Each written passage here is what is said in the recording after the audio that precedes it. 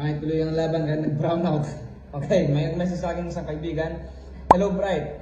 Kung sana may content mo to, I need your thoughts, opinions, and basis. Yung tanong is, does materialism makes you happy? Thoughts. Una niyang tanong.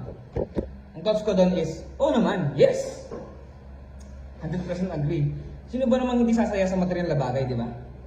Lalo na kung pinaghirapan mo to, pinag-ipunan mo to, dugot pawis ang puhunan mo dito para makuha yung bagay na yon. Yeah? But, dito pumapasok yung opinion ko.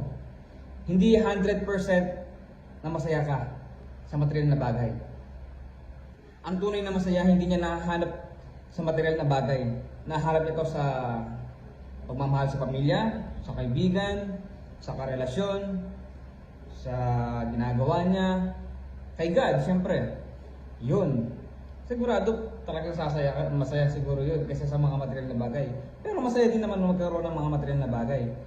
At dito rin pumapasok yung basis. Base sa mga nakita ko at mga napapanood ko na may mga mayayaman na nakuha na nila lahat ng mga material na bagay na pinapangarap nila. Halimbawa, yung napanood ko dun sa podcast ni Boss RDR na kailan yumaman, doon pa nalungkot.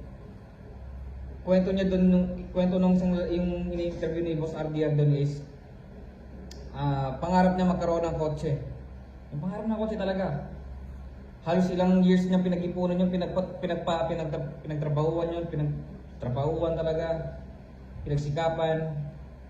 Pero nung nakuha niya na yung kotse yung pinapangarap niya, mga ilang weeks daw, ilang months daw, parang nagsasawa na siya. Diba? Yun lang sabi ng ganyan. Ilang years mong pinag-ipunan yun, pinangarap yun, tapos parang nagsasawa ka na agad, parang gano'n.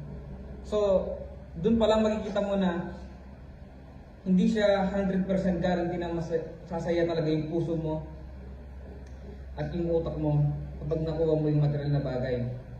Minsan kasi, kaya tayo bumibili ng mga material na bagay.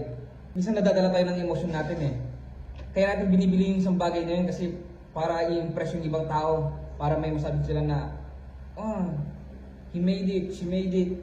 Na parang ganun.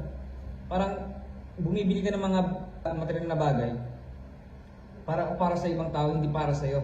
So ending, hindi ka talaga sasaya nun. Kapag bibili ka ng material na bagay, make sure na gusto mo talaga yon, hindi gusto ng ibang tao para sa iyo. 'Di ba? Yun lang ang sabi ko doon. Maraming salamat sa pagmensahe. At sa mga susunod na siguro, kung makakapanood nito, maganda siguro 'tong mga na to.